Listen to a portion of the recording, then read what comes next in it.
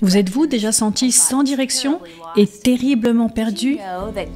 Saviez-vous que Dieu nous a donné une feuille de route pour cette vie? Et si Dieu a un plan, comment puis-je savoir quel est son plan pour moi en particulier? Je m'appelle Camille Ottman et découvrir les prophéties bibliques commence maintenant. L'apparition d'une pandémie mondiale. Dernière nouvelle sur le coronavirus. Polariser la politique mondiale. Mauvaise gestion et corruption. De plus en plus de catastrophes naturelles. Les incendies en Australie sont un avertissement de ce qui pourrait se passer dans le monde. Qu'est-ce que tout cela signifie? Que nous réserve l'avenir? Rejoignez la présentatrice internationale Camille Ottman en quête de réponses à la découverte des prophéties bibliques. Au cours de ses voyages à travers le monde, elle a été en contact avec les difficultés de la vie réelle. Et pourtant, malgré tout, elle a toujours trouvé des miracles d'espoir. Suivez Camille Ottman dans Découvrir les prophéties bibliques, où elle explique la manière dont les prophéties bibliques sont en train de se réaliser et de plus en plus vite.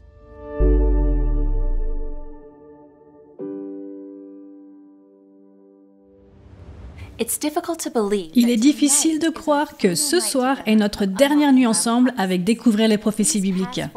Ces 14 derniers jours ont été une exploration passionnante de la Bible, où nous avons demandé et répondu à certaines des questions les plus difficiles de la vie. Faites-nous savoir maintenant dans le chat quelles nouvelles vérités vous avez appris dans ces moments passés ensemble dans Découvrir les prophéties bibliques. Maintenant, si vous avez raté des épisodes ou si vous nous regardez pour la toute première fois, vous pouvez aller sur le site awr.org/bible où vous trouverez l'archive de cette série. Vous pouvez regarder ces épisodes et les partager à volonté. Puisque les sujets se construisent les uns sur les autres, n'oubliez pas d'essayer de les regarder dans l'ordre. Et n'oubliez pas que nous avons une équipe d'experts en ligne, dévoués et enthousiastes pour vous aider à répondre à toutes les questions que vous pourriez avoir. Il suffit de cliquer sur le lien pour vous connecter avec nous. Vous pouvez également vous inscrire à notre école biblique en ligne pour poursuivre vos études. Cliquez pour vous inscrire gratuitement. Ma prière est que vous continuiez à étudier la Bible et à vous rapprocher de Jésus. Aujourd'hui, je veux faire quelque chose d'un peu différent et commencer par une courte vidéo d'un témoignage miraculeux d'un homme à Nazareth et comment il défend Dieu et comment Dieu le défend. Né musulman, Wissam a appris à détester le christianisme. Lorsque sa sœur a décidé de devenir chrétienne, il a été envoyé par sa famille pour la tuer. Mais à cause d'un rêve miraculeux de Dieu, il a décidé de commencer à étudier la Bible. Il est rapidement retourné à Nazareth pour partager sa nouvelle croyance avec sa famille. Et son oncle, en entendant cela, s'est mis très en colère et a ordonné sa lapidation. Il a été lapidé jusqu'au moment où son frère est finalement intervenu, puis son père a conseillé à Wissam de quitter le pays. Des années plus tard, après la mort de son père et de son oncle, la mère de Wissam l'a invité à revenir. Il a immédiatement vu une opportunité pour partager Jésus à Nazareth. Il a donc décidé de créer un centre d'influence où il utilisait la Bible pour enseigner l'anglais aux autres. Nous avons également donné à Wissam des programmes AWR qu'il a distribués au sein de sa communauté. Mais récemment, les choses ont pris une tournure négative. Les fils de son oncle décédé ont découvert ce que Wissam était en train de faire. Ils avaient eux aussi participé à sa lapidation des années auparavant et avaient maintenant rallié une foule pour se rendre chez Wissam et l'attaquer.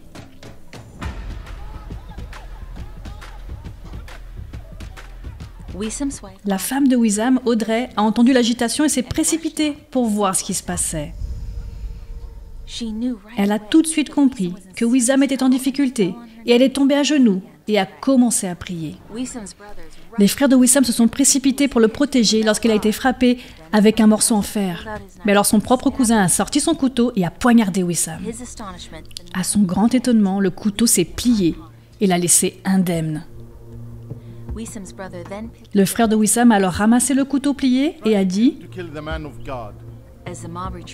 La foule s'est retirée, menaçant. Tu ne sauras pas ni où ni quand, mais nous te tuerons. » Plusieurs mois plus tard, Wissam a reçu un appel téléphonique choquant. Les deux mêmes cousins étaient morts alors qu'ils conduisaient leur moto. Ça me rappelle le verset qui affirme « Si Dieu est pour nous, qui sera contre nous ?»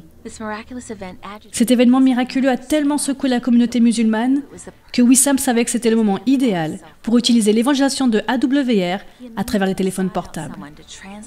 Il a immédiatement cherché quelqu'un pour traduire les sermons en arabe. Il a trouvé un homme nommé Jamil qui a accepté de l'aider. Jamil a travaillé pendant des jours, parfois jusque tard dans la nuit, à la traduction des sermons basés sur la Bible. En les lisant, il a été très touché par les présentations au point de se sentir obligé de les partager avec l'une de ses amies de l'église baptiste.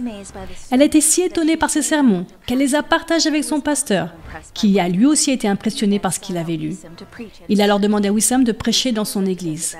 William a prêché à l'église baptiste, partageant les prophéties bibliques, notre message de santé et les écrits d'Ellen White. Leur cœur était tellement ému que le pasteur et presque toute la congrégation ont pris la décision d'être baptisés dans l'église adventiste du 7e jour. Et un beau jour de sabbat, nous avons organisé un service religieux au bord du Jourdain. Puis un par un, ils sont entrés dans l'eau. Wissam a eu la joie de baptiser ses précieuses âmes avec l'ancien d'église, Dwan McKay. N'est-ce pas là un témoignage étonnant de la puissance de Dieu? Aujourd'hui, je vais vous offrir quelque chose de nouveau, la possibilité de recevoir des études supplémentaires en matière de prophétie directement sur votre téléphone portable. Cliquez sur le lien ci-dessous et vous aurez la possibilité d'avoir des enseignements bibliques puissants sur les prophéties directement sur votre téléphone. Il suffit de cliquer sur ce lien. Vous savez, la nouvelle vie que Jésus met à disposition à travers le baptême est vraiment étonnante. Et j'espère que vous avez pris cette décision de suivre Jésus dans le baptême. Tout ce que nous avons étudié a conduit à ce moment précis aujourd'hui. Quel est le plan final de Dieu pour cette terre? Et quel est son plan final pour nous, vous et moi? Nous verrons comment Dieu avait un plan juste depuis le début de l'histoire du monde pour nous protéger et au final nous entourer d'une haie. Sa belle épouse, sa véritable Église, il l'a conduit jusqu'à la fin. Prions, mes amis, pour ensuite analyser le grand conflit. Père céleste, roi de l'univers, roi de nos cœurs, Seigneur, vide-moi de moi-même et remplis-moi du Saint-Esprit. Oins mes lèvres avec tes seules paroles. Que nous puissions devenir conscients de l'époque dans laquelle nous vivons. Ouvre nos cœurs et aiguise nos esprits, Seigneur, à ta vérité. Nous sommes prêts pour ces derniers jours. Nous savons que tu nous protèges et nous te louons, toi et toute ta gloire, Seigneur, au nom précieux de Jésus. Amen. Je suis très enthousiaste à l'idée de partager ce message particulier avec vous, parce que c'est ce contenu même qui m'a réveillé, qui a personnellement changé ma vie et l'orientation de ma vie, de la poursuite du monde à la poursuite du ciel. Souvenons-nous de notre thème. Si c'est dans la Bible, je le crois. Si c'est en désaccord avec la Bible, alors ce n'est pas pour moi. Aujourd'hui, nous allons examiner toute l'histoire du grand conflit entre le Christ et Satan, de la Genèse à l'Apocalypse. Êtes-vous prêts? Combien d'entre vous ont jamais pressé des fruits et des légumes? Vous prenez une vingtaine de carottes et vous les réduisez en jus dans une petite tasse. C'est ce que nous allons faire avec la Bible. La version super juteuse. Je vais avoir besoin que votre esprit soit comme un écran de cinéma. Je veux que vous visualisiez cela avec moi. Notre histoire commence dans le chapitre 28 du livre d'Ézéchiel. Un ange nommé Lucifer qui est décrit comme un chérubin protecteur. Maintenant, pour comprendre ce qu'est un chérubin protecteur, nous devons revenir à l'Ancien Testament, à l'Exode, chapitre 25, où la Bible décrit un bâtiment. Ce bâtiment est important. C'est ce qu'on appelle le sanctuaire. Dieu a ordonné à Moïse de construire ce bâtiment, le sanctuaire, pour une bonne raison. Une raison pour nous aujourd'hui. À l'intérieur de ce sanctuaire se trouve le lieu très saint, où il y a le reflet de la salle du trône de Dieu au ciel.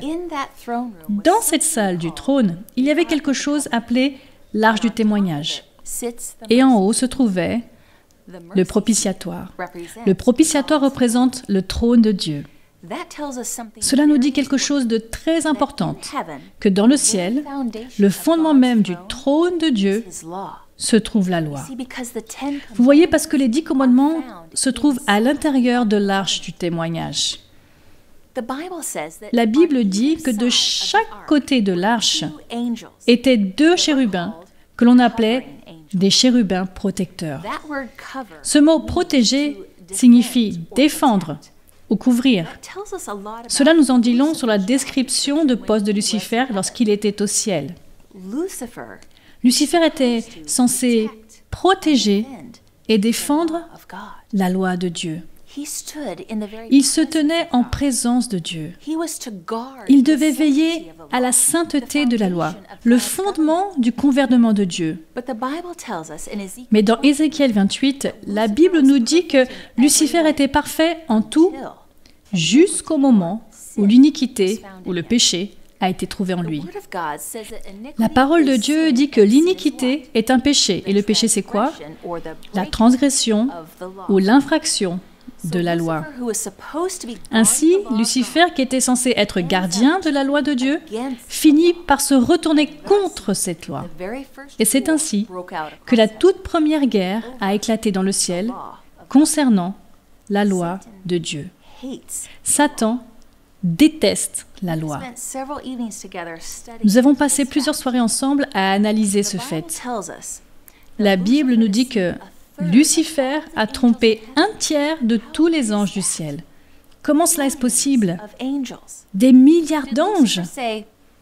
Est-ce que Lucifer a dit « Et vous, les anges saints, vous voulez être méchants avec moi ?» Non, ce ne serait pas une tromperie. Il est plus malin et plus rusé que cela.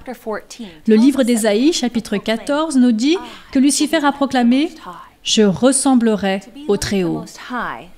Ressembler au Très-Haut signifie être juste ou faire le bien comme Dieu l'est, saint comme lui. En réalité, Lucifer dit « Je peux être saint comme Dieu sans aucune loi me disant comment le faire ».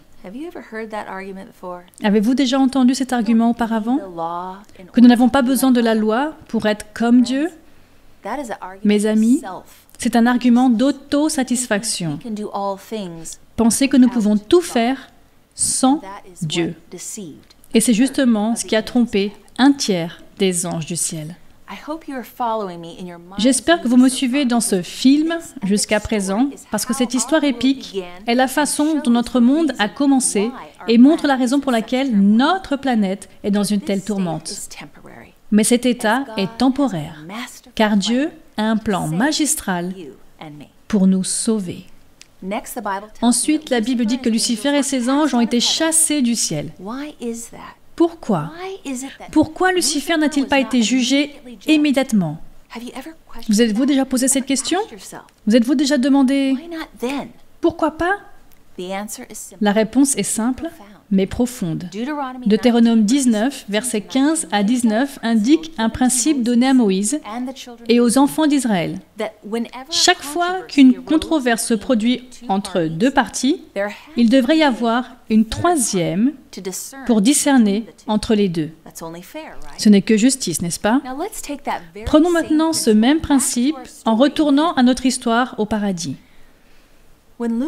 Quand Lucifer et ses anges se sont rebellés, combien de côtés y avait-il au ciel? 2 camps opposés. Il y avait Dieu et ses saints anges, et Lucifer et ses anges. C'est comme s'il y avait une impasse. Le diable accusait Dieu, et pour Dieu, juger le diable à ce moment-là précis aurait semblé injuste, parce que le Dieu accusé aurait aussi été le juge. Dans Ézéchiel 28, verset 17, Dieu chasse Lucifer en disant « Je te jette par terre, je te livre en spectacle au roi ».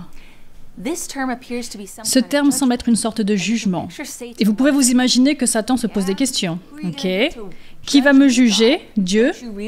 Ne réalisez-vous pas que tout le ciel est polarisé en 2 camps? Voici la question. Qui serait le jury? cette troisième partie que Dieu utiliserait pour juger Lucifer. Souvenez-vous, il y a quelques jours, nous avons étudié le millénaire et le jugement. Ce sont les sauvés qui passent en revue les livres du ciel et ce sont eux qui sont le jury. Écoutez, il y a 3 choses que nous devons savoir sur la sélection du jury. Numéro 1, lorsqu'un jury est sélectionné, il aime choisir des personnes qui ont eu peu ou aucune connaissance directe sur le crime. N'est-ce pas? Devinez quoi? Où était l'humanité lorsque Lucifer s'est rebellé? À ce moment-là, la race humaine n'avait même pas encore été créée. Jusqu'à présent, nous, les êtres humains, nous sommes qualifiés pour faire partie de ce jury. Examinons la deuxième condition pour être membre d'un jury. Un jury doit être un citoyen respectueux des lois. Nous savons qu'Adam et Ève ont été créés avec la loi de Dieu écrite dans leur cœur. Les êtres humains peuvent donc à nouveau être membres du jury. Et numéro 3, un juré doit être capable de discerner entre le bien et le mal sans être influencé par l'opinion publique. 1 Corinthiens 6, versets 2 et 3 dit « Ne savez-vous pas que nous jugerons les anges? Nous sommes les rois que Dieu a créés partiellement pour servir de jurés. » Ainsi, les hommes et les femmes se qualifient sur les 3 points pour faire partie de ce jury. Ainsi, Lucifer assiste à la création des êtres humains et se demande « Est-ce que ce sont eux qui doivent me juger ?» Nous le verrons. Maintenant, réfléchissons à cela. Lorsque Satan apprend de Dieu qu'un jour il sera jugé par la race humaine, que fait-il ensuite? Il cherche à nous corrompre ou à nous influencer, nous, les membres du jury, nous invitant à passer de son côté, à sa façon de penser et de se rebeller. Il commence ses mensonges dans l'Éden, à l'arbre. Il a dû escroquer ou convaincre les êtres humains à suivre ses instructions et non celles de Dieu. Quand Satan séduit Ève dans le jardin, est-ce qu'il demande à Ève « Voudrais-tu être méchante ?» Non, cela n'aurait pas fonctionné. Cela aurait été trop évident. Au contraire, il dit à Ève « Laisse-moi